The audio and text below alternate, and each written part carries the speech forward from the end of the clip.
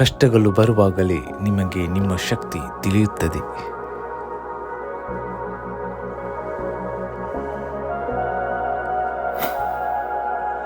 ಯಾವುದೇ ಕನಸು ದೊಡ್ಡದು ಅಥವಾ ಚಿಕ್ಕದು ಎಂದು ಭಾವಿಸಬೇಡಿ.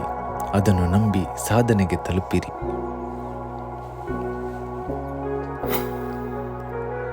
ನೀವು ನಂಬಿದ ಕೆಲಸವನ್ನು ಪ್ರಾಮಾಣಿಕತೆಯಿಂದ ಮಾಡಿ, ಫಲಗಳು ನಿಮ್ಮನ್ನು ಹುಡುಕಿ ಬರುತ್ತವೆ. ಯಶಸ್ಸು ಒಂದು ಪ್ರವಾಸ, ಅಂತಿಮ ತಾಣವಲ್ಲ.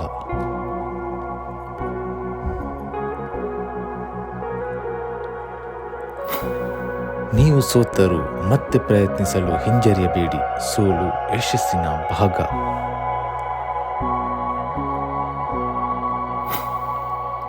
ತಪ್ಪುಗಳಿಂದ ಕಲಿಯುವುದೇ ಸಫಲತೆಯ ಮೊದಲ ಹೆಜ್ಜೆ.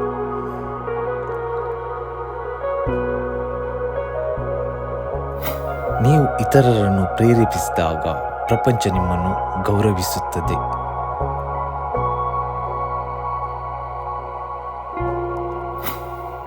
ನಿಮ್ಮ ಗುರಿ ದೊಡ್ಡದು ಎಂದು ಭಯಪಡಬೇಡಿ. ಅದನ್ನು ಹಿಂಬಾಲಿಸಲು ಧೈರ್ಯಶಾಲಿ ಆಗಿರಿ.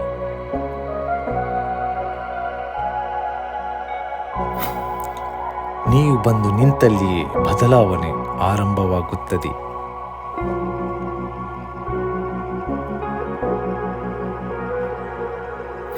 ನೀವು ಬದಲಾವಣೆ ಆಗಬೇಕು. ತಾನು ಬದಲಾದಾಗಲೇ ಪ್ರಪಂಚ ಬದಲಾಗುತ್ತದೆ.